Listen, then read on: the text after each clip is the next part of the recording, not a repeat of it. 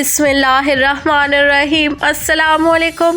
خبر شامل کرتے ہیں۔ جماعت اسلامی یوتھ ضلع خیبر کونسل کا اجلاس بمقام رنگ روڈ منعقد ہوا، جس میں 14 تاریخ کو منصورہ لاہور تربیت گاہ اور موجودہ سیاسی صورتحال میں جماعت اسلامی یوتھ کی سیاسی سرگرمیاں، تنظیم سازی اور دیگر امور پر بحث ہوئی، جس میں امیر جماعت اسلامی ضلع خیبر محمد رفیق، قائم جماعت اسلامی ضلع خیبر ضیاء الحق، صدر جماعت اسلامی یوتھ ضلع خیبر قاضی مومین افریدی اور تینوں تحصیلوں کے صدور اور ذمہ داران نے شرکت کی۔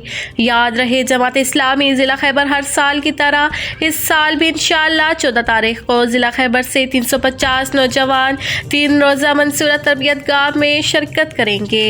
رپورٹ خلیل افریدی، بدلون نیوز، باڑہ۔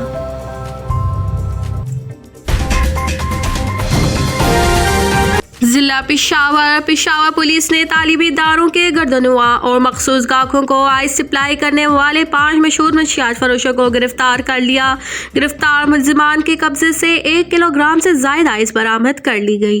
اسی طرح تھانہ سربند پولیس نے کامیاب کارروائی کے دوران خطرناک تخریب کار اشتہاری ملزم گرفتار کر لیا۔ گرفتار ملزم نے 2011 کو گورنمنٹ کمیونٹی گرلز اسکول واقعہ چینی بالا میں خود ساختہ بم دھماکے کیے تھے، جو کہ گزشتہ 10 سال سے روپوش تھا۔ گرفتار ملزم نے ابتدائی تفتیش کے دوران اپنے جرم کا اعتراف کر لیا، جبکہ تھانہ ارمڑ کی حدود میں کارروائی کے دوران 2 مشہور منشیات فروش کو گرفتار کر کے ان کے قبضے سے 270 گرام آئس، 2 عدد پستول اور کارتوس بھی برآمد کر لیے گئے۔ رپورٹ جنت علی، بدلون نیوز، پشاور۔